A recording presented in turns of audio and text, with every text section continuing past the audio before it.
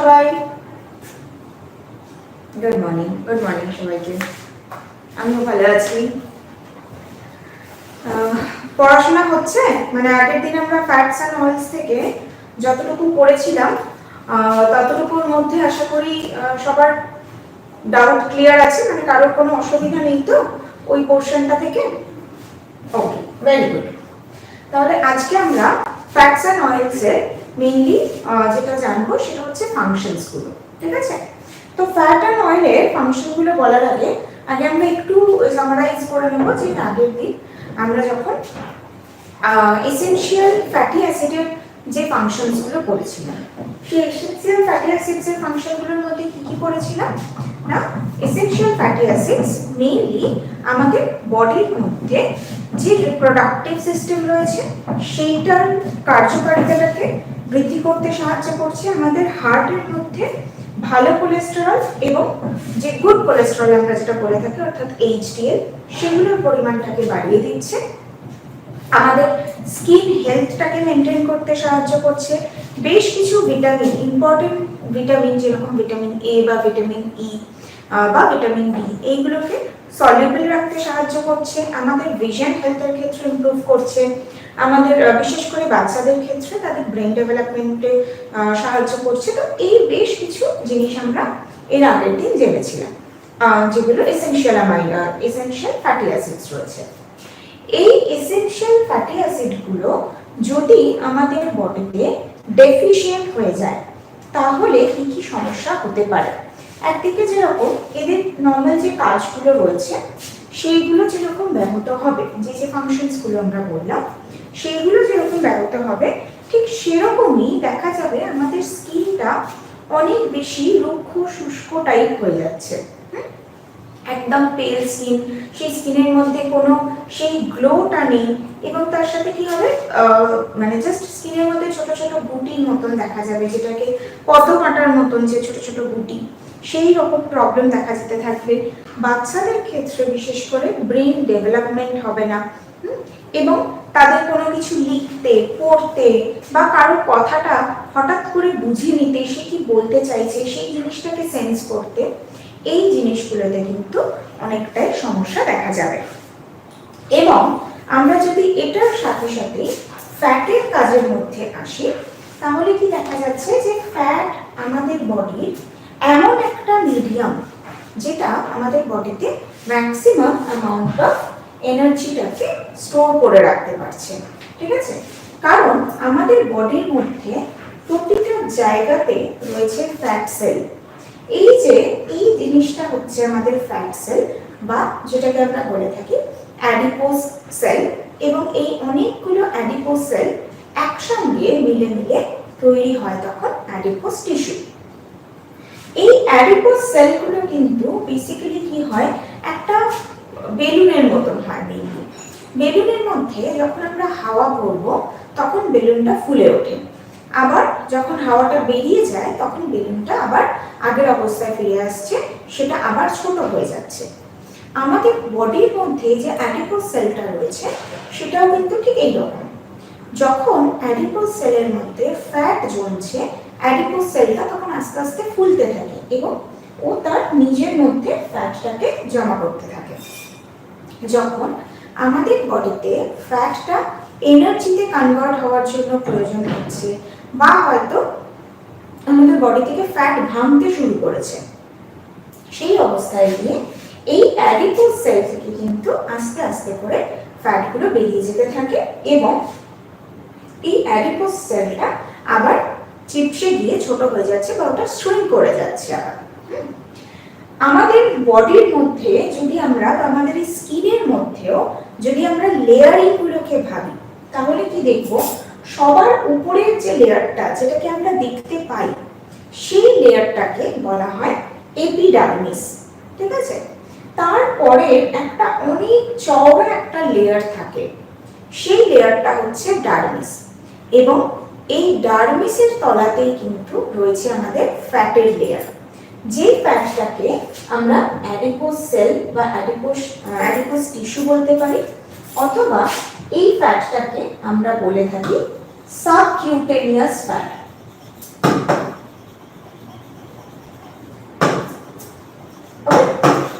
Subcutaneous fat আমরা বলে থাকি। এই সাবকিউটেনিয়াস ফ্যাটটাই আমাদের বডিতে প্রোটেকশন দিচ্ছে।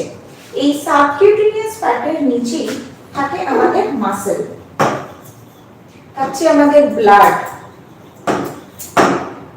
ভেসেলস থাকছে,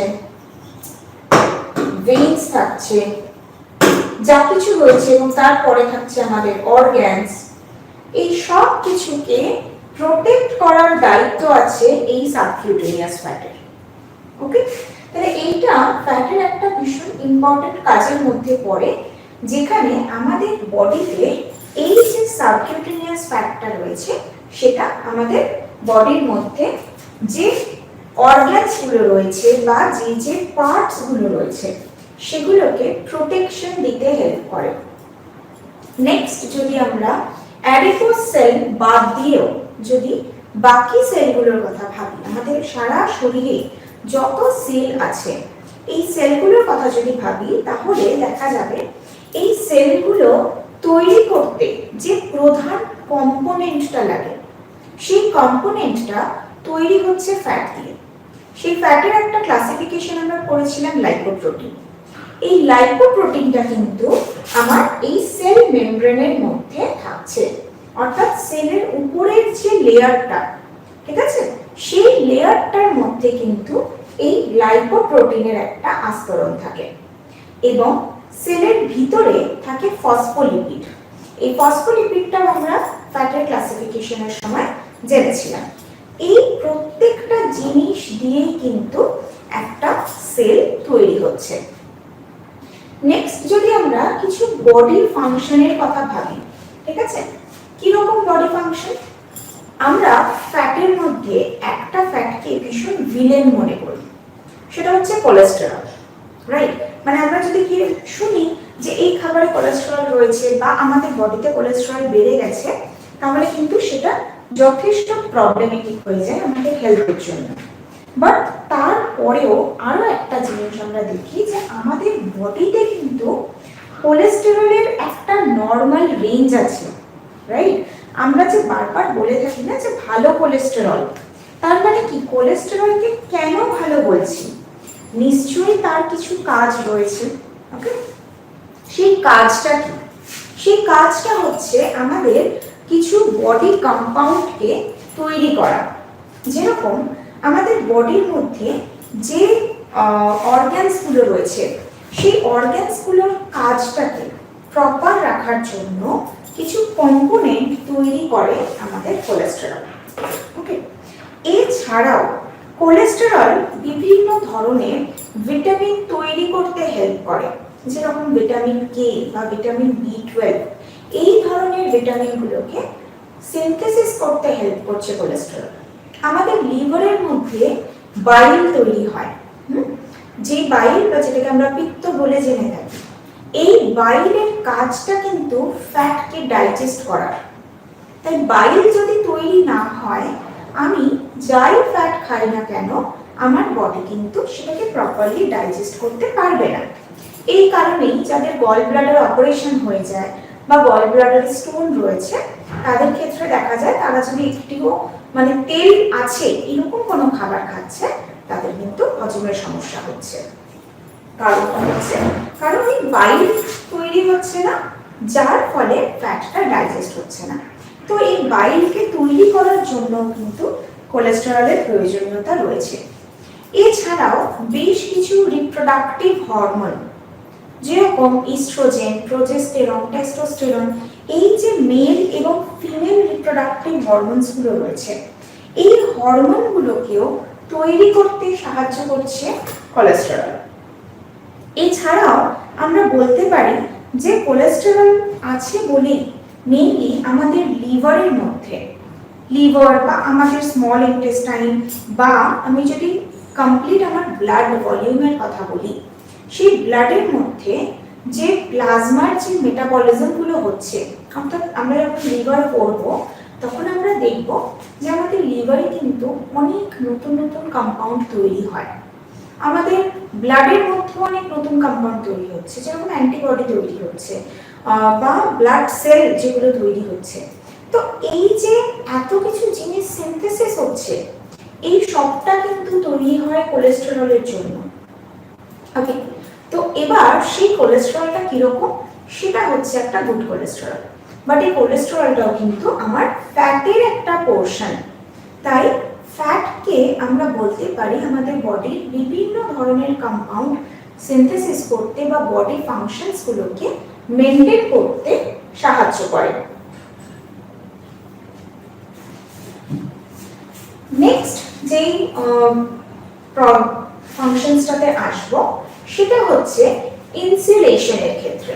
ঠিক আছে, এই ইনসুলেশনের ব্যাপারটা কি, যেরকম আমরা দেখি না ফ্লাস্ক বা যে ক্যাসারোল গুলো হয়, সেখানে মেইন কাজটা কি থাকে, তারা আমরা যদি তার ভিতরে কোনো গরম জিনিস রাখি তাহলে ওই গরমটাকে তারা ধরে রাখতে পারে, কারণ সেটা হচ্ছে একটা ইনসুলেটেড ফ্লাস্ক, ইনসুলেটেড একটা বোল, এরকম টাইপের আমরা বিভিন্ন অ্যাডভার্টাইজমেন্টে দেখে থাকি।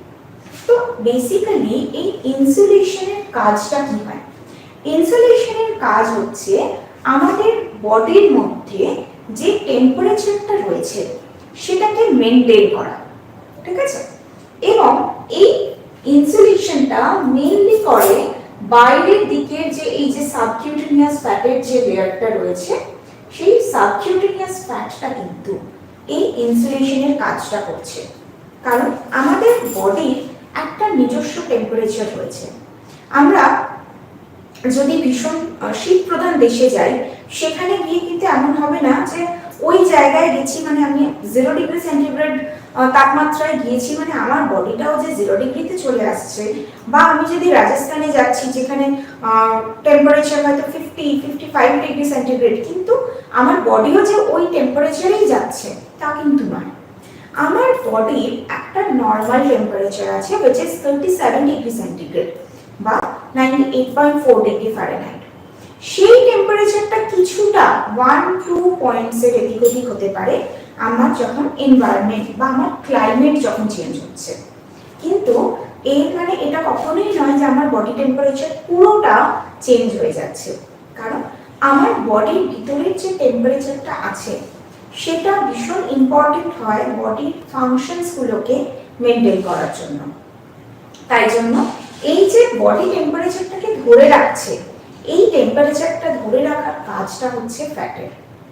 ওকে, আমাদের বডিতে যখন এনার্জি তৈরি হয়, এনার্জি তৈরি হচ্ছে মানে কিন্তু তাপ উৎপন্ন হচ্ছে, অর্থাৎ আমাদের বডি টেম্পারেচার বাড়ছে, তাহলে সেই টেম্পারেচারটাকে ধরে রাখার কাজটাও আমাদের ফ্যাটের।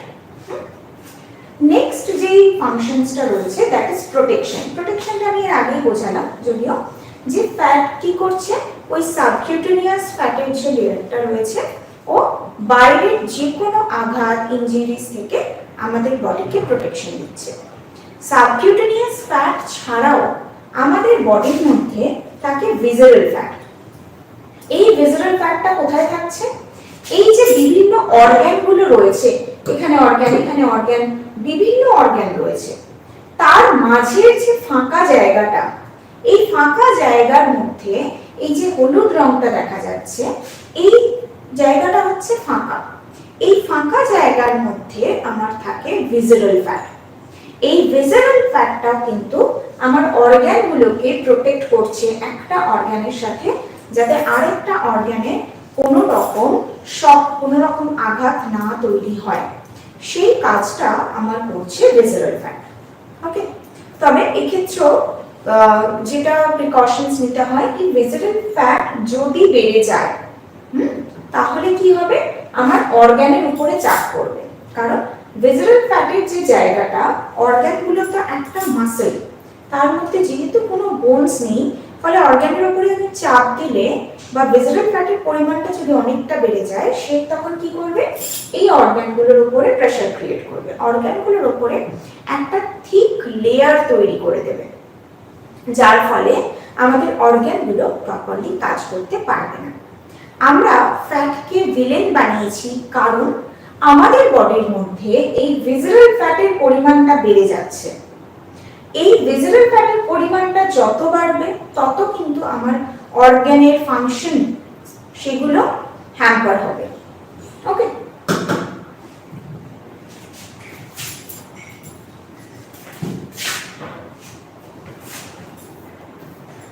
নেক্সট যেটা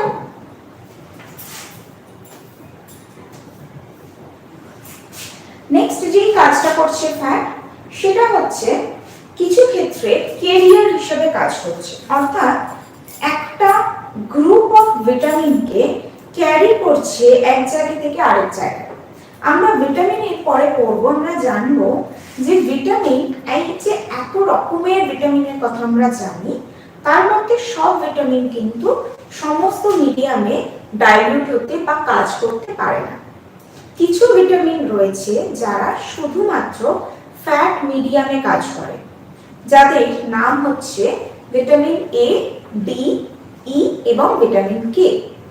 এই চারটে ভিটামিন আমাদের বডির মধ্যে যে ফ্যাটের পার্সেন্টেজটা রয়েছে, সেই ফ্যাটের মধ্যে কিন্তু ডাইলিউট হতে পারছে, ফ্যাটের মধ্যে মিশে যেতে পারছে, এবং এই ফ্যাট সেলগুলোই ভিটামিনটাকে বিভিন্ন সেলের মধ্যে পৌঁছে দিতে সাহায্য করছে।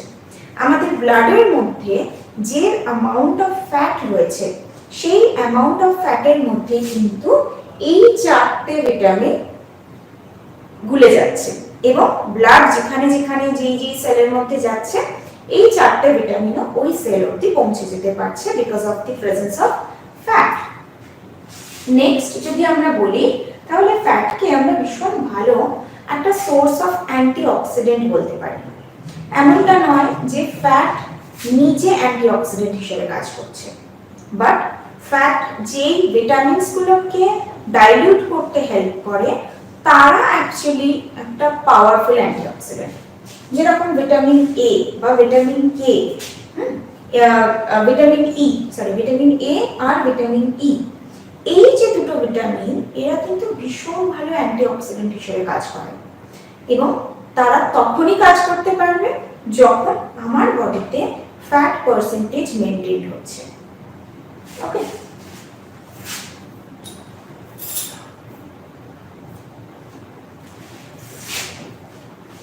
এইটুকু বোঝা গেছে সবার? ফ্যাটের যে ফাংশনস গুলো বললাম, এগুলোর মধ্যে কারোর কোনো ডাউট?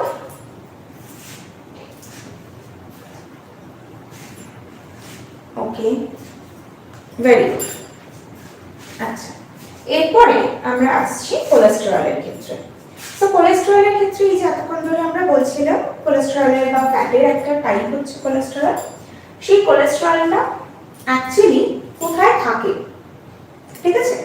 মেইনলি দেখা যায় যে অ্যানিমাল বডিতে এই কোলেস্টেরলের পার্সেন্টেজটা বেশি, কারণ অ্যানিমাল বডি কোলেস্টেরল সিনথেসিস করতে পারে। আমাদের লিভারের মধ্যে এই কোলেস্টেরলটা কিন্তু তৈরি হয়, ঠিক আছে?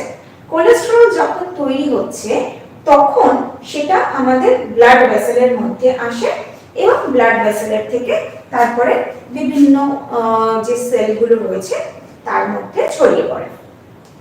বেসিক্যালি এই কোলেস্টেরলটা আমরা যখন কোনো প্লান্ট ফুড নিচ্ছি, তখন কিন্তু আমার বডিতে তৈরি হয়, ঠিক আছে? এমনটা নয় যারা সম্পূর্ণ ভেগান তাদের বডিতে কোলেস্টেরল তৈরি হয় না, সেটা কিন্তু নয়, কারণ প্লান্ট ফুডের মধ্যেও রয়েছে অয়েল, রাইট? তো আমরা যে কোনো ফ্যাট মিডিয়াম যখন নেব, সেই ফ্যাট মিডিয়ামটাই আমার লিভারে সিনথেসিস হয়ে কোলেস্টেরল তৈরি করবে। এবং এই কোলেস্টেরলটা দুটো রকম ভাবে তৈরি হতে পারে। ইদার এইচডিএল তৈরি হতে পারে, দ্যাট ইজ গুড কোলেস্টেরল তৈরি হতে পারে, বা ব্যাড কোলেস্টেরল তৈরি হতে পারে। বাট যখন আমার লিভারের মধ্যে কোলেস্টেরল সিনথেসিস হচ্ছে, তখনই আমার লিভারের মধ্যে ভিটামিন ডি সিনথেসিস হবে ওই কোলেস্টেরলের সাহায্যে। কিভাবে সিনথেসিস হয়? আমার স্কিনের মধ্যে যখন সানলাইট লাগছে, সেই সানলাইট লাগার ফলে আমার স্কিন থেকে এক ধরনের কম্পাউন্ড, আমরা ভিটামিন ডি তে পড়বো, সেটা আমার লিভারের মধ্যে আসছে, এবং সেখান থেকে তৈরি হচ্ছে এই vitamin D.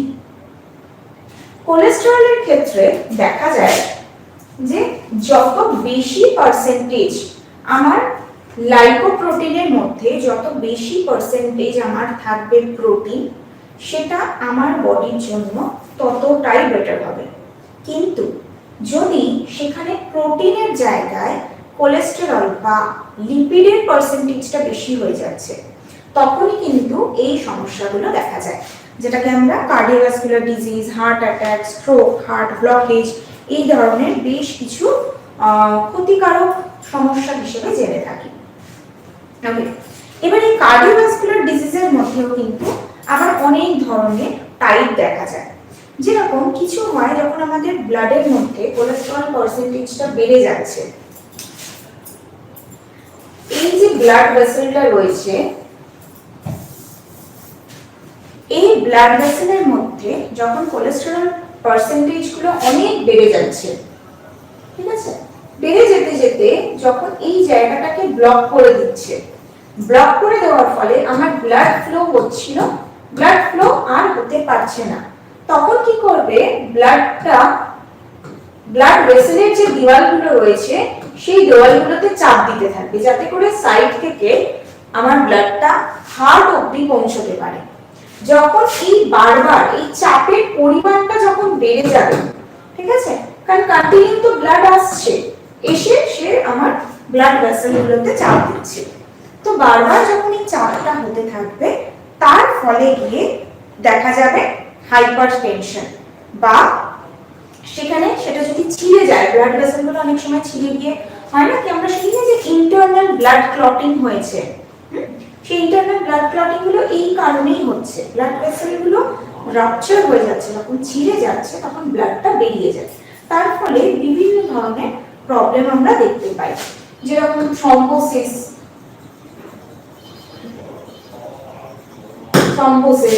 Hypertension, angina pectoris,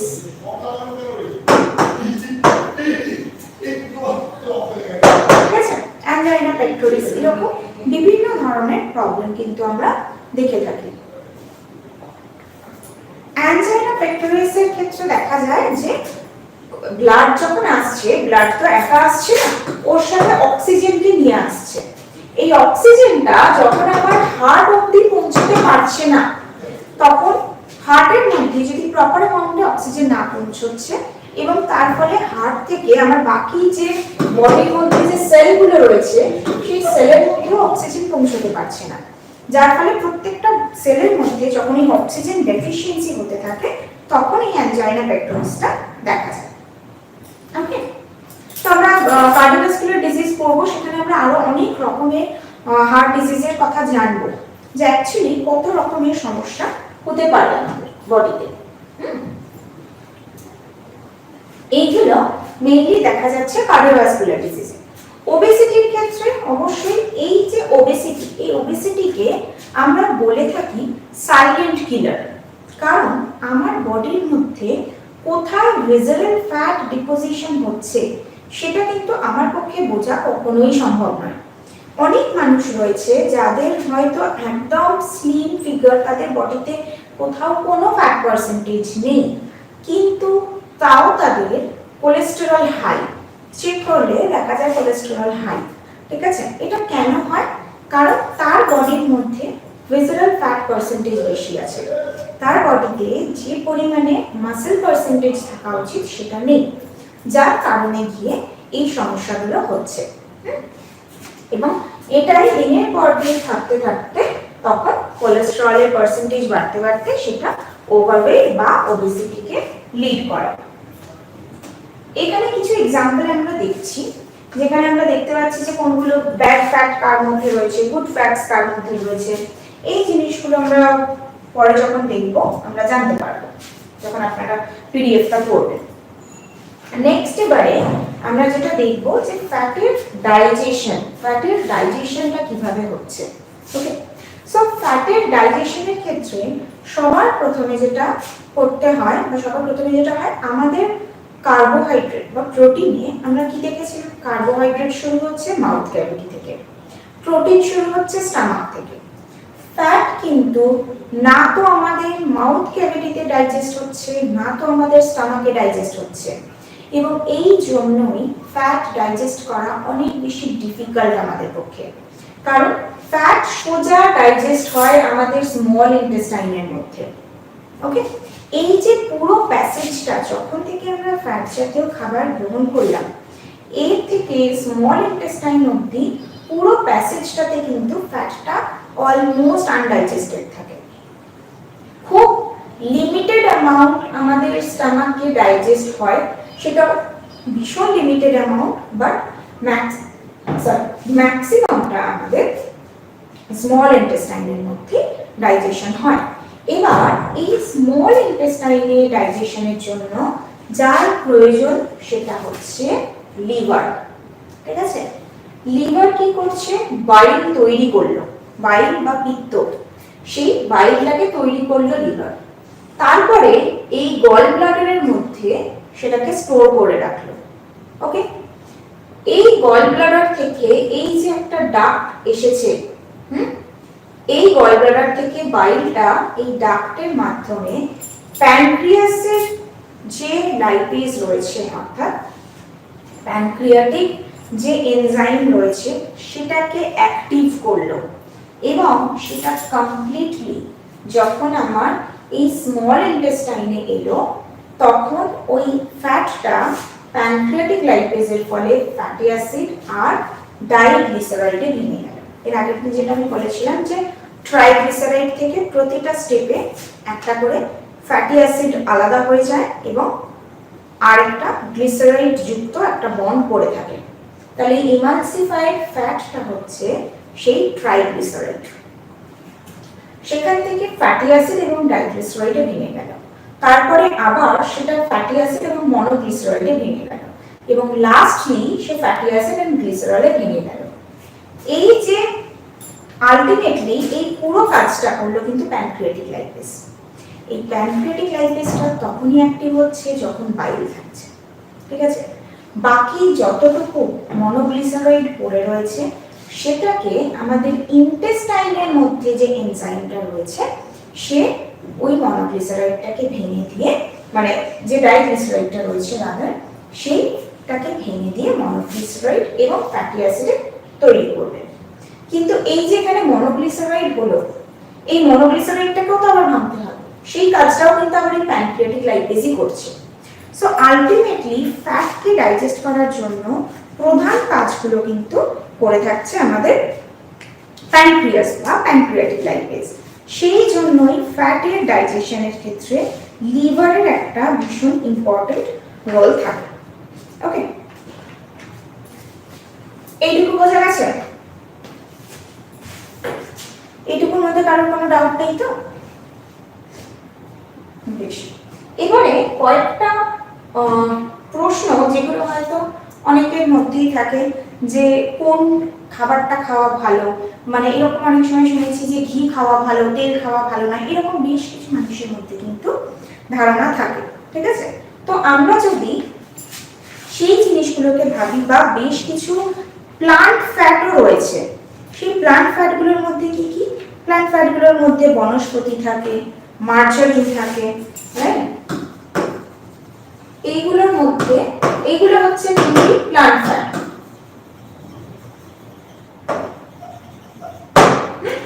এইগুলো প্লান্ট ফ্যাটের মধ্যে আমরা পাই। এই বনস্পতিটা কি? বনস্পতিটা হচ্ছে একটা হাইড্রোজিনেটেড ফ্যাট, অর্থাৎ যেখানে প্রচন্ড হাই হিটে প্লান্ট অয়েলের সঙ্গে হাইড্রোজেন গ্যাস মিক্স করে, হাইড্রোজেন গ্যাস তার মধ্যে চালনা করে এই বনস্পতিটাকে তৈরি করা হয়, এবং যার ফলে কি হয়, সেটা একটা সলিড হয়ে যায়। ইউজুয়ালি তো প্লান্ট অয়েল যেটা, উদ্ভিজ্জ তেল যেটা, সেটা তো লিকুইড থাকে, কিন্তু বনস্পতি কিন্তু সাধারণ তাপমাত্রাতেও, অর্থাৎ রুম টেম্পারেচারেও কিন্তু এটা কঠিন একটা ফ্যাটে পরিণত হয়। এই বনস্পতির ক্ষেত্রে ইম্পর্টেন্ট কয়েকটা ক্যারেক্টারিস্টিক আমরা দেখতে পাই, যেরকম এর কোনো গন্ধ নেই, এর কোনো টেস্ট নেই। ঠিক আছে, এবং এটা খুব তাড়াতাড়ি নষ্ট হয়ে যাচ্ছে না।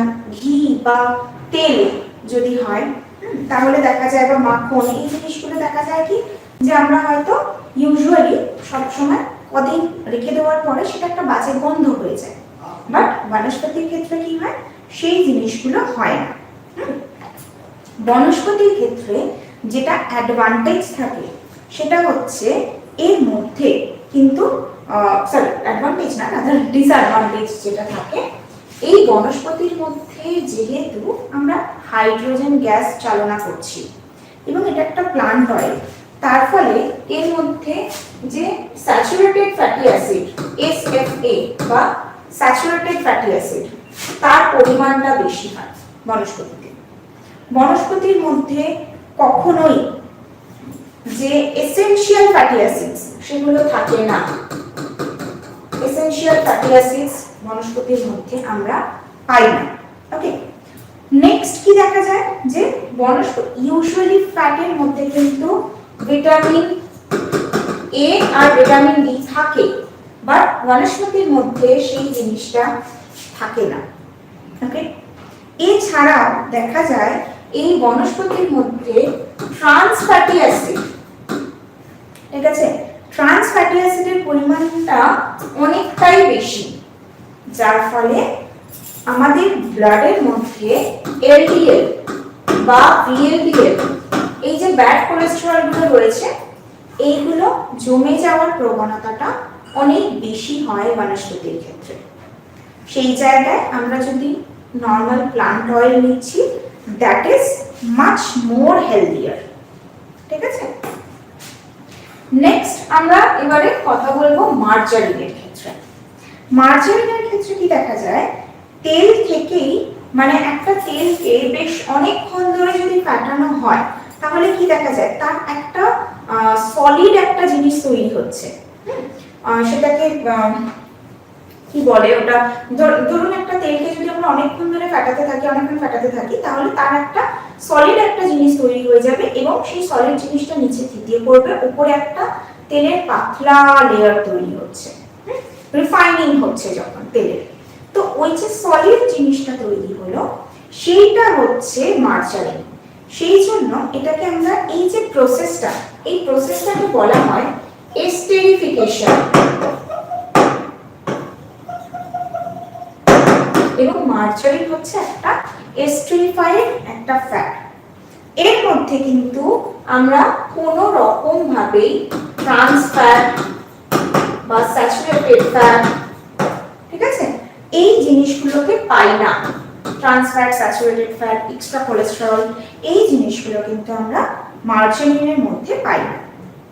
ঠিক আছে, এবং মার্জারিনের ক্ষেত্রে দেখা যায় যে এটা কস্টিংটাও কিছুটা কম হয়, বিভিন্ন অ্যানিমাল ফ্যাটের তুলনায় কিন্তু মার্জারিনের কস্টিংটাও কম।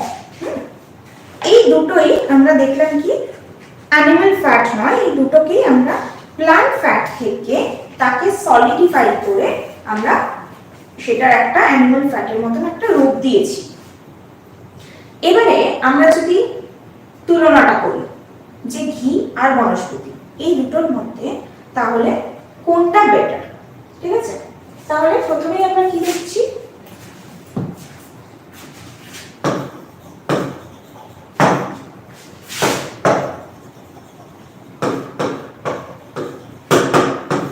ঠিক আছে, ঘি আর বনস্পতির মধ্যে যদি আমরা প্রথম তুলনা করতে যাই তাহলে অবশ্যই করে যেটা দেখব এটা হচ্ছে অ্যানিমাল ফ্যাট আর এইটা হচ্ছে আমার প্ল্যান্ট ফ্যাট। ওকে, নেক্সট কি আমরা বলতে পারি, এই অ্যানিমাল ফ্যাটের মধ্যে কিন্তু আমরা ইনস্ট্যান্ট ভিটামিন A আর ভিটামিন D পাবো। কারণ অ্যানিমাল বডি ভিটামিন A আর ভিটামিন D তৈরি করে, সেই জন্য আমরা ঘিয়ের মধ্যে কিছুটা হলেও ভিটামিন A এবং D পাবো। বাট বনস্পতির মধ্যে মানে প্লান্ট বডিতে কিন্তু কখনোই রেডিলি অর্থাৎ একদম ভিটামিন A বা ভিটামিন D এই অবস্থাতে কিন্তু প্লান্ট বডিতে কখনো পাওয়া যায় না। তাই জন্য ভিটামিন A আর ভিটামিন D আমরা পাবো আর এইটাতে আমরা পাচ্ছি। নেক্সট যদি আমরা বলতে পারি তাহলে আমরা এটার তুলনার ক্ষেত্রে বলছি, তুলনার ক্ষেত্রে দেখা যায় যে যদি ঘি ভালো হয় তাহলে এটা সবসময় লিকুইড অবস্থায় থাকে, মানে যেই ঘিটা ভালো সেটাকে আমরা বলবো সেটা লিকুইড অবস্থায় রয়েছে, তবেই আমরা বলতে পারি যে সেই ঘিটা ভালো। বাট এটা কিন্তু সব সময় সলিডিফাইড, কারণ ওকে আমরা কেমিক্যালি প্রসেস করে সেটাকে সলিড করা হয়েছে। নেক্সট কি দেখা যায় যে যদি কোনো কারণে ঘি যদি কোনো কারণে সলিড থাকেও, মানে অনেক ঠান্ডাতে হয়তো ঘিটা জমে গেছে, বাট সেটাকে যদি আমি লিকুইড করতে চাই তাহলে খুব তাড়াতাড়ি আমি লিকুইড করতে পারবো। ঠিক আছে, অনেক বেশি হিট আমাকে দিতে হবে না, খুব তাড়াতাড়ি কিন্তু এটা লিকুইড হয়ে যায়। বাট বনস্পতির ক্ষেত্রে আমি যদি সেটাকে লিকুইড করতে যাই আমাকে হাই হিট দিতে হবে, অনেকটা টাইম সেখানে দিতে হবে। এইটার ক্ষেত্রে কিন্তু সমস্যা দেখা যায়। যত বেশি টাইম আমার লাগবে তত কিন্তু সেটা আমার বডির জন্য স্বাস্থ্যকর নয়। ওকে, নেক্সট আরেকটা যদি আমরা পার্থক্য বা ক্যারেক্টারিস্টিক বলে থাকি তাহলে দেখা যায় যে ঘিয়ের মধ্যে কিন্তু আমার কোলেস্টেরল থাকছে, বিকজ এইটা আমি পাচ্ছি কোথা থেকে, আমি প্ল্যান্ট ফ্যাট থেকে পাচ্ছি, তাই প্ল্যান্ট ফ্যাট মানেই তার মধ্যে আমার কোলেস্টেরল থাকবে। বাট বনস্পতির মধ্যে কিন্তু কোলেস্টেরল থাকে না, কোলেস্টেরলটা থাকে না। কি থাকে? থাকে ট্রান্স ফ্যাট।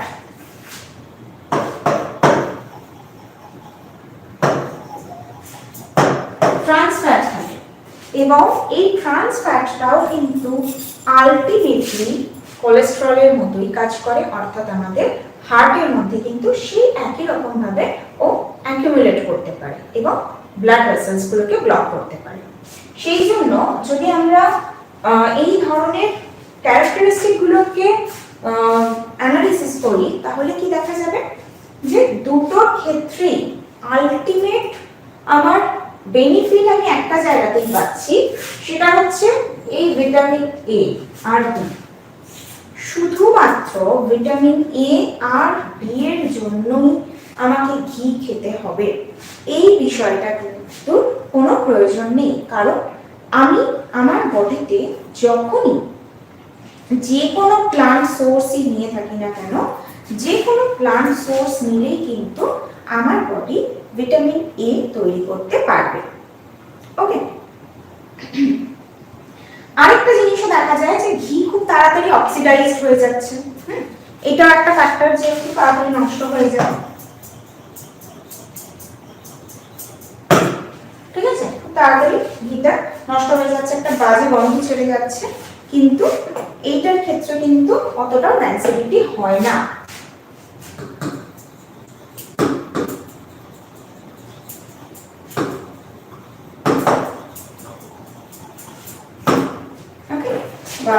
বনস্পতির ক্ষেত্রে আমরা অতটাও র্যান্সিডিটির ক্ষেত্রে দেখি না। অলরাইট, এগুলো বোঝা গেছে? এগুলোর মধ্যে কারো কোনো ডাউট? ওকে,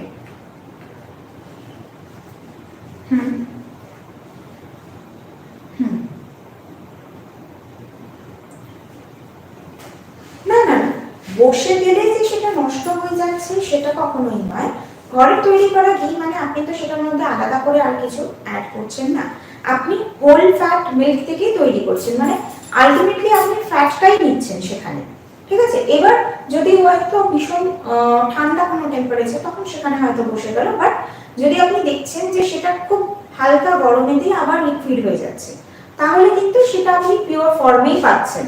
ঠিক আছে, ঘিকে যদি আমরা দেখি যে ভীষণ টাইট অবস্থায় রয়েছে তাহলে তার পিওরিটিটা ততটাও আসে না, তার মধ্যে কিছু অ্যাডিটিভ দেওয়া হয়। অ্যাডিটিভ মানে ভেজাল কিছু জিনিস কিন্তু তার মধ্যে দেওয়া হয় বলেই ঘি সলিড অবস্থায় থাকে। ঠিক আছে, আর কোনো প্রশ্ন এগুলোর?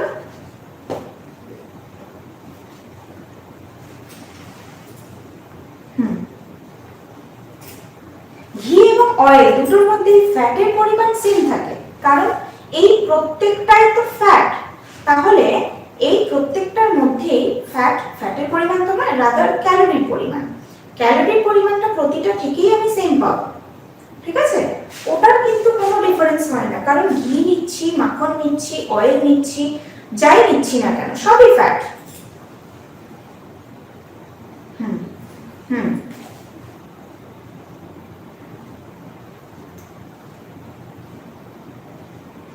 অবশ্যই হচ্ছে প্লান্ট অয়েল, ঠিক আছে, অয়েল যেগুলো প্লান্ট ফ্যাট সেগুলো যদি আমরা ইনটেক করি সেক্ষেত্রে আমাদের এলডিএল পার্সেন্টেজ বেড়ে যাওয়ার চান্স কম থাকে। রাদার প্লান্ট অয়েল থেকে আমরা এইচডিএল পার্সেন্টেজটাকে গেইন করতে পারি। whereas আমরা যদি অ্যানিমাল ফ্যাট নিচ্ছি সেখানে আমাদের এলডিএল বা ভিএলডিএল এই পার্সেন্টেজগুলো আমরা বেশি করে গেইন করি, ঠিক আছে। ঘিয়ের ক্ষেত্রে হবে। এবার প্লান্ট অয়েল আমি বলছি কিন্তু, হ্যাঁ প্লান্ট ফ্যাট বলছি না। প্লান্ট ফ্যাট মানে হচ্ছে এই যে বনস্পতি, সেটাতে আমরা এলডিএল গেইন করব, কিন্তু অয়েল অর্থাৎ যেটা আমরা লিকুইড অবস্থায় পাচ্ছি সেটা থেকে আমরা এইচডিএল পেতে পারি। বা প্লান্ট অয়েল মানে শুধুমাত্র কুকিং অয়েলটা কিন্তু নয়, মানে আমরা রান্নায় যে তেল ব্যবহার করছি সেটাকেই যে শুধু প্লান্ট অয়েল বলা হয় তা কিন্তু নয়। প্লান্ট অয়েল মানে হচ্ছে একটা খাবারের মধ্যেও যে ইনভিজিবল ফ্যাটগুলো থাকে, যেটা আমরা আগের দিন ক্লাসিফিকেশনে পড়ছি না, সেই যে ইনভিজিবল ফ্যাটগুলো থাকছে, বাদামের মধ্যে থাকছে, বিভিন্ন দানা শস্যের উপরের যে লেয়ারটা তার ব্র্যানের মধ্যে থাকছে, বা বিভিন্ন সিডস এর মধ্যে থাকছে, এইগুলো হচ্ছে একটা প্লান্ট অয়েল, ঠিক আছে। তো সেইগুলোকে যদি আমরা ইনটেক করি তাতে কিন্তু আমার এলডিএল বাড়ার চান্স থাকে না, রাদার আমরা এইচডিএলটাকে বডির মধ্যে কিন্তু অ্যাকুমুলেট করতে পারবো সেক্ষেত্রে। ওকে,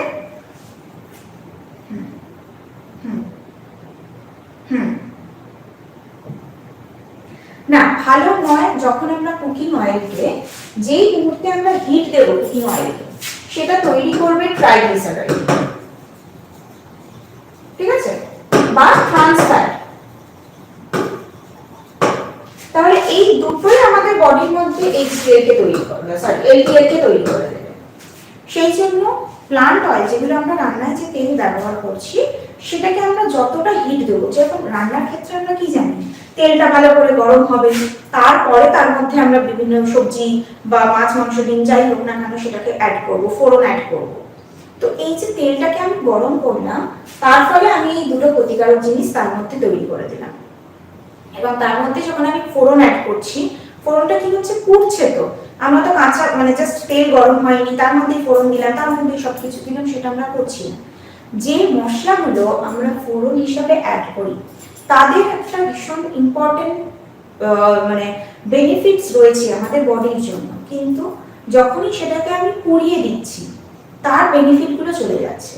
আদারওয়াইজ ওই প্রত্যেকটা মশলার এক একটা অয়েল বেসড থাকে, ঠিক আছে, সেই অয়েলগুলো কিন্তু আমাদেরকে আমরা বলতে পারি সেগুলো হচ্ছে প্লান্ট অয়েল। তাহলে এই জিনিসগুলো যদি আমরা নিচ্ছি তাতে আমাদের বডির কোনো ক্ষতি হয় না। একটা প্লান্ট অয়েল যেরকম আমি যদি বলি সর্ষের তেল, তাহলে সর্ষের তেল সেটা আপনি কাঁচা অবস্থায় খাচ্ছেন, সেটা আপনার বডিতে ততটা ক্ষতি করবে না যতটা আপনি সেই সর্ষের তেলে রান্না করে যখন খাবেন। ওকে, আবার এমনও হয় যে এবার যদি প্রশ্ন হলো তাহলে যে ঠিক আছে তাহলে প্লান্ট অয়েলের তো কোনো সমস্যা নেই বা রান্নার যে তেল তাতে তো কোনো অসুবিধা নেই, তাহলে আমরা যদি বেশি বেশি খেতে থাকি তাতেও সমস্যা কোথায়? আলটিমেটলি এই প্রত্যেকটাই অয়েল, প্রত্যেকটাই ফ্যাট, রাইট? তো তার থেকে তো আমরা সেম অ্যামাউন্ট অফ ক্যালোরিটা তো পাবো। ক্যালোরিটা যখন আমরা পাচ্ছি আমাদের বডির মধ্যে তো ক্যালোরি বেড়ে যাবে। আপনি একটা বাদাম খাচ্ছেন, আপনি 100 গ্রাম বাদাম খাচ্ছেন, তার মধ্যে থেকে তো আপনি 100 গ্রাম তেল পাচ্ছেন না, কিন্তু সেই 100 গ্রাম বাদামটা থেকে যখন আপনি তেলটা বের করে নিলেন, এবার আপনি যদি ভাবেন আমি 100 গ্রাম সর্ষের দানা খাচ্ছি আর আমি 100 গ্রাম সর্ষের তেল খাচ্ছি, দুটোই সেম, তা তো নয়। কারণ 100 গ্রাম সর্ষেকে যদি আমরা ভালো করে পিষে তার তেল বের করি সেটা খুব সামান্য আসবে, বাট আমরা কি করছি, আমরা ওই তেলটা খাচ্ছি, সর্ষের তেলটা খাচ্ছি, রাইট, যেটার মধ্যে আমাদের ক্যালোরির পরিমাণটা বেড়ে যাচ্ছে। তার ফলে গিয়ে দেখা যায় যে এই অতিরিক্ত তেল খেলেও আমাদের সমস্যা হচ্ছে, আমাদের ডাইজেশনের সমস্যা হচ্ছে, বিভিন্ন সমস্যা দেখা যায়। এবং যাদের ফ্যাটি লিভার রয়েছে তাদেরকে কি বলা হয়, তেল মশলাযুক্ত খাবার একদমই বন্ধ। কারণ যখন আমরা র ফর্মে তেলটাকে শুধু নিচ্ছি তার মানে তো তার পার্সেন্টেজটা বাড়িয়ে দিচ্ছি আমরা, বোঝা গেল? এই কিছু কিছু বেসিক ডিফারেন্স থাকে।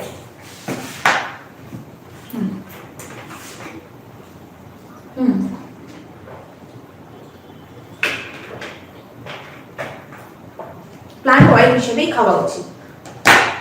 যত বেশি আমরা প্লান্ট অয়েল হিসেবে খাবো তত আমাদের বডির মধ্যে ভালো গুণটা আসবে।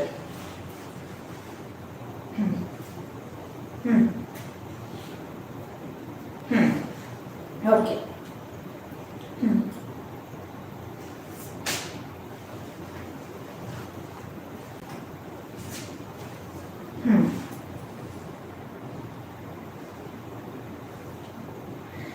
বেসিক্যালি দেখুন, আমরা তেলের কিন্তু নিজস্ব কোনো টেস্ট নেই, বা তেলের মধ্যে যদি আপনি একটা ফোড়ন দিচ্ছেন তার নিজস্ব কোনো টেস্ট বাড়বে না। তাই জন্য কুকিং এর ক্ষেত্রে সব থেকে ভালো যেটা হয়, আমরা যেটা শুকনো খোলায় রান্না করা বলি, মানে জাস্ট নর্মাল কড়াইতেই ফোড়ন দিয়ে সেটাকে হালকা সাথে করে তার মধ্যে আমরা আদা দিলাম, জিরে দিলাম, যা যা মশলা দেওয়ার সেগুলোকে ওই শুকনো অবস্থাতেই গ্যাসের ফ্লেমকে একদম লো করে সেটাকে যদি আমরা সতে করছি এবং তারপরে ভেজিটেবলস দিচ্ছি, সেটাকে বয়েল করার জন্য বা স্টিম করার জন্য তাতে জল দিচ্ছি, পুরোটাই যদি মানে একদম নো অয়েলে আমরা করি তাহলে সেটা আমাদের জন্য বেটার হবে। ঠিক আছে, তবেই আমরা সেটা খেতে পারবো। সেই জন্যই আমরা মাছ মাংসের ক্ষেত্রে, যাদের ক্ষেত্রে মাছ মাংস খাওয়ার পরিমাণ বেশি তাদের ক্ষেত্রে সমস্যা বেশি, কারণ মাছ মাংস আমরা জাস্ট এমনি জলের মধ্যে সিদ্ধ করে খেতে পারবো না, সেই জন্যই তাদের প্রবলেমটা বেশি হচ্ছে। কারণ অলরেডি মাছ মাংস ডিম এগুলোর মধ্যে এগুলো একটা অ্যানিমাল ফ্যাট, তার মধ্যে স্যাচুরেটেড ফ্যাট রয়েছে। এরপরে সেটার জন্য যেহেতু আমরা ওটাকে কাঁচা খেতে পারবো না বা সিদ্ধ অপরে খেতে পারবো না, তখন আমরা কি করছি, তার মধ্যে তেল যোগ করছি, তার ফলে তার ফ্যাটের পরিমাণ, তার স্যাচুরেটেড ফ্যাট বা তার ট্রাইগ্লিসারাইডের পরিমাণটা আমরা আরো বাড়িয়ে দিচ্ছি এবং আমাদের সমস্যাটা তৈরি হচ্ছে যার ফলে।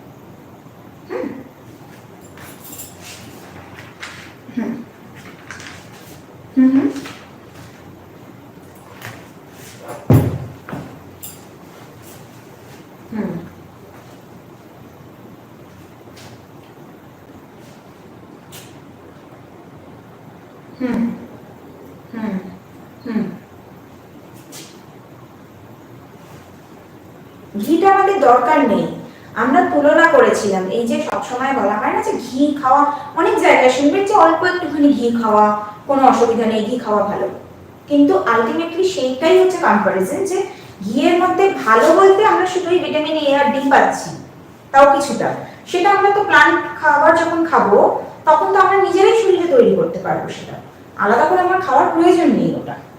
এবং ঘিয়ের সাবস্টিটিউট কিছু হবে না, মানে ফ্যাট জাতীয় খাবার খেও না মানে যেটাই ঘিয়ের সাবস্টিটিউট মানেও তো আমি একটা ফ্যাটই নেব, তাহলে ফ্যাটটাই তো আমার নেওয়াটা যাবে না, বুঝে গেছে?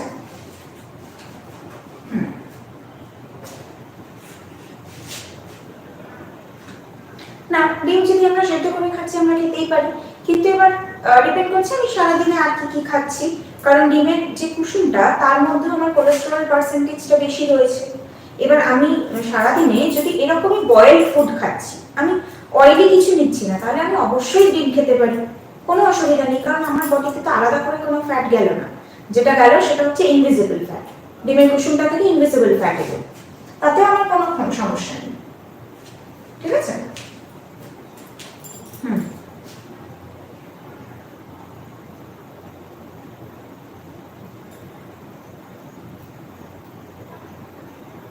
অলিভ অয়েলে রান্না করা যায় না, ঠিক আছে? অলিভ অয়েল হচ্ছে এমন একটা অয়েল যেটাকে আমরা কাঁচা অবস্থায় খেতে পারবো। এই অলিভ অয়েলের ক্ষেত্রেও ব্যাপারটা সেম, সর্ষের তেল বা সাদা তেল যে রিফাইন্ড অয়েলগুলো আমরা ইউজ করি, এদের ক্ষেত্রে পার্সেন্টেজটা কি হয়, আমরা ওটাকে অনেকটা টাইম ধরে যদি হিট করি তবে এটা ট্রাইগ্লিসারাইডে পরিণত হয়। অলিভ অয়েলের ক্ষেত্রে আমরা যদি ওটাকে এতটুকুও হিট দিই সঙ্গে সঙ্গে ওটা র্যান্সিড হয়ে যাবে, অর্থাৎ ওটা ট্রাইগ্লিসারাইড বা ট্রান্স ফ্যাটে কনভার্ট হয়ে যাবে। অলিভ অয়েলের যে গুণাগুণটার জন্য আমরা খাচ্ছি সেটা কিন্তু পাবো না।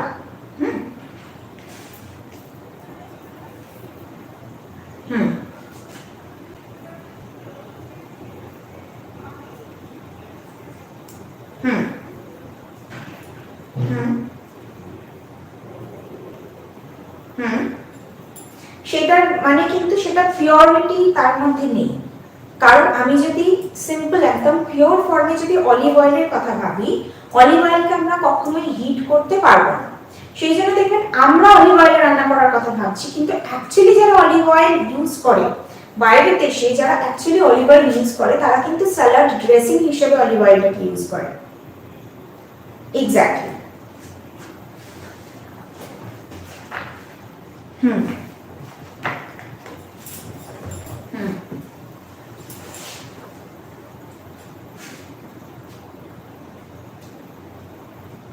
একদমই অ্যাপ্লাই করতে পারবো না, একদমই পারবো না, সেটা আমরা একেবারেই পারবো না। কারণ ওটাই তো বললাম, পিওর ফর্মে যদি অলিভ অয়েল নিচ্ছি ভাবি, তাহলে সেটাকে আমি কুকিং এ মানে সেটাকে আমি হিট দিতে পারবো না।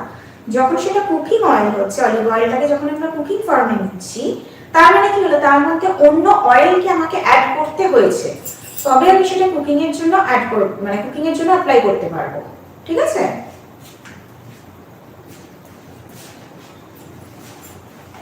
বলুন বলুন বলুন।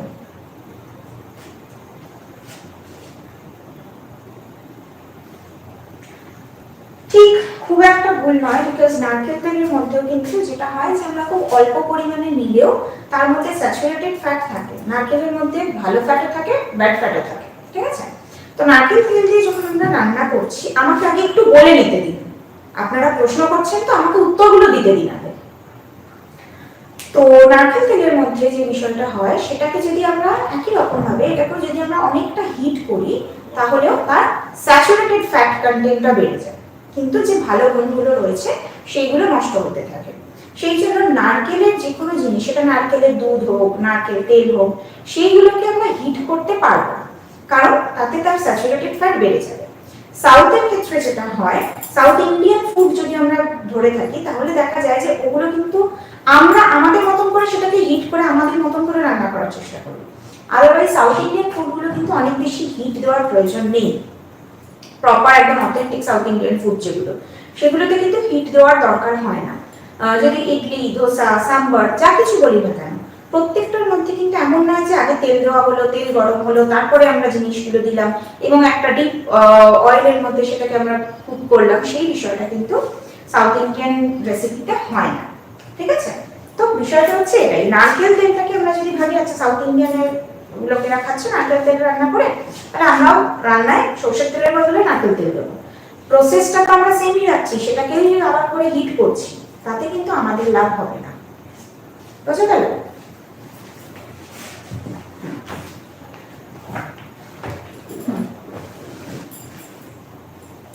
কুকিং অয়েল আমরা যদি পিওরেস্ট ফর্মে মাস্টার্ড অয়েল হয়, সেটা আমরা ইউজ করতে পারি, কিন্তু প্রসিডিওরটা ওটাই যেটাকে আমি হিট দেব না, মানে অনেক বেশি হিট করব না।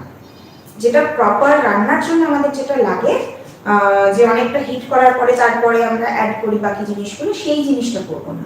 আমরা আগে খাবারটাকে বয়েল করব। আমরা যখন বারবার করে প্লান্ট ফুডের কথা বলি, আগে প্লান্ট ফুডটাকে আমরা বয়েল করব, তারপরে আমরা চাইলে তার উপরে অয়েল দিয়ে সেটাকে নাড়িয়ে নেব, সেটাকে মিক্স করছি। ঠিক আছে? সেই হিটটাতেই কিন্তু অয়েলের যে কাঁচা গন্ধটা অনেকের সমস্যা যদি হয়, তাহলে ওই যে হিটটা দিচ্ছি যখন আমি খাবারটাকে মিক্স করছি, তাতেই আমার অয়েলের কাঁচা গন্ধটাও চলে যাবে, বাট অয়েলটা র্যান্সিড হবে না। কিন্তু আগে তেলটা দিয়ে সেটাকে হিট করে তারপরে তার মধ্যে যখন সবজি দিচ্ছি, তাতে কিন্তু তেলটা অনেক বেশি র্যান্সিড হয়ে যায়। এই জন্যই দেখবেন এই যে বাজারে বা এমনি রাস্তায় যে ফাস্ট ফুড সেন্টার বলুন বা অন্যান্য যা যা ফ্রাইডস আইটেম যা কিছু হয়, সেটাতে কি দেখেন যে তেলটাকে যদি বারবার গরম করা হয়, তেলটা কালো হয়ে যায়, তাই তো? এবং আমরা কি বলি যে পোড়া তেল। এই যে পোড়া তেল, এই বিষয়টাই হচ্ছে ট্রাইগ্লিসারাইড, ট্রান্স ফ্যাট। তেলকে যত বেশি গরম করব, তত তার মধ্যে ট্রান্স ফ্যাটের পরিমাণটা বাড়বে। বোঝা গেল? বলুন। হুম হুম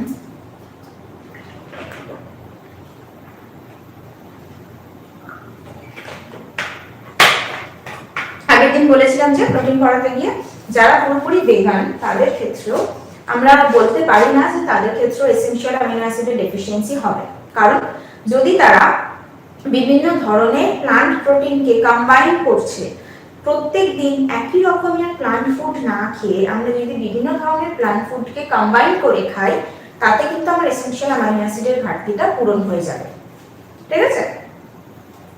তাতে আমার কোনোভাবেই আমার প্রয়োজনীয়তা নেই যে আমাকে অ্যানিমাল প্রোটিন নিতেই হবে।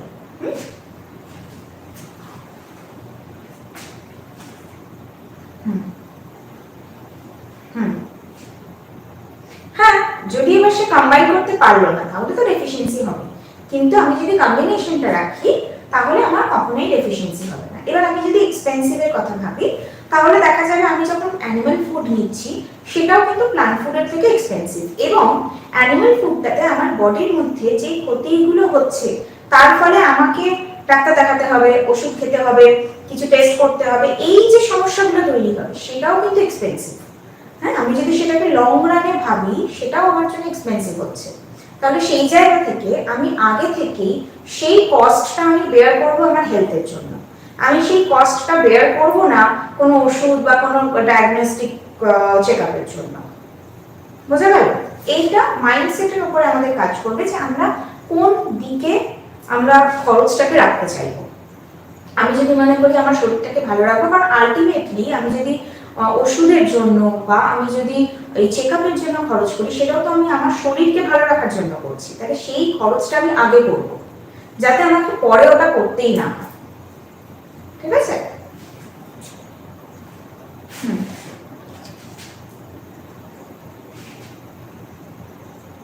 দরকারই হবে না, একদমই দরকার হবে না। যত রকমের প্ল্যান্ট ফুড রয়েছে সেগুলোকে যদি আমরা কম্বাইন করি, প্রত্যেক দিনের খাবারের মধ্যে আমরা যদি ঘুরিয়ে ফিরিয়ে প্ল্যান্ট ফুডকে রাখি, আমাদের অ্যানিমাল ফুডের কিন্তু কোনো প্রয়োজনীয়তা নেই।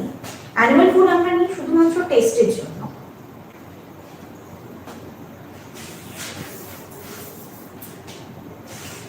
বলুন।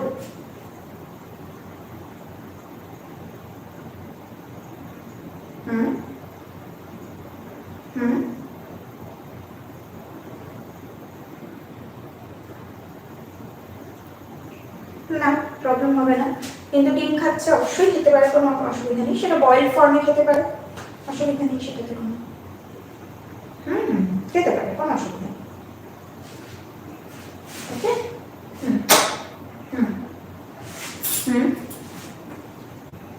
না।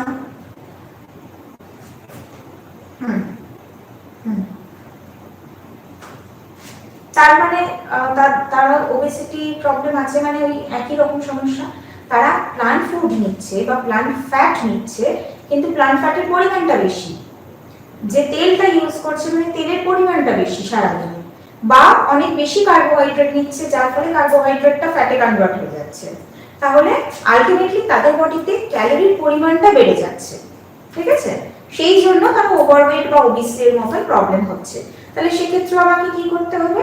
লো ক্যালোরি যে প্ল্যান্ট ফুড রয়েছে, যেরকম লো ক্যালোরির মধ্যে আমরা ম্যাক্সিমাম গ্রিন লিফি ভেজিটেবলস বা অন্যান্য যে আদার ভেজিটেবলস গুলো হচ্ছে সেইগুলোর উপরে আমাদেরকে বেশি জোর দিতে হবে, rather than the simple carbohydrate and the plant fats. Okay? Proteins and complex carbohydrate or the fibre rich যে ফুডস গুলো রয়েছে সেগুলোর উপরে আমরা বেশি জোর দেবো, তাহলেই ওবেসিটিটাকে ডাউন করতে পারবো। একদম ক্যালোরির যে পরিমাণটা সেটা বেড়ে যাচ্ছে, তাই ক্যালোরি কনজাম্পশনটা কমিয়ে দিতে হবে। ঠিক আছে?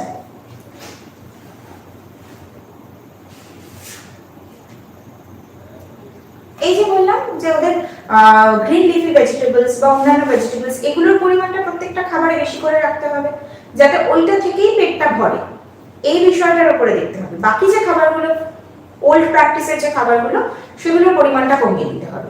ওল্ড প্র্যাকটিসে আমি ধরুন আমি রুটি নিচ্ছিলাম বা ভাত নিচ্ছিলাম, সেটা আমি যতটা পরিমাণে নিচ্ছিলাম ততটা পরিমাণে আমি ভেজিটেবলস নেব, এবং যতটা পরিমাণে আগে আমি ভেজিটেবল নিচ্ছিলাম ততটা পরিমাণে আমি ভাত নেব, তাহলে এই জিনিসটা ঠিক হয়ে যাবে। খুব সিম্পল ইকুয়েশন।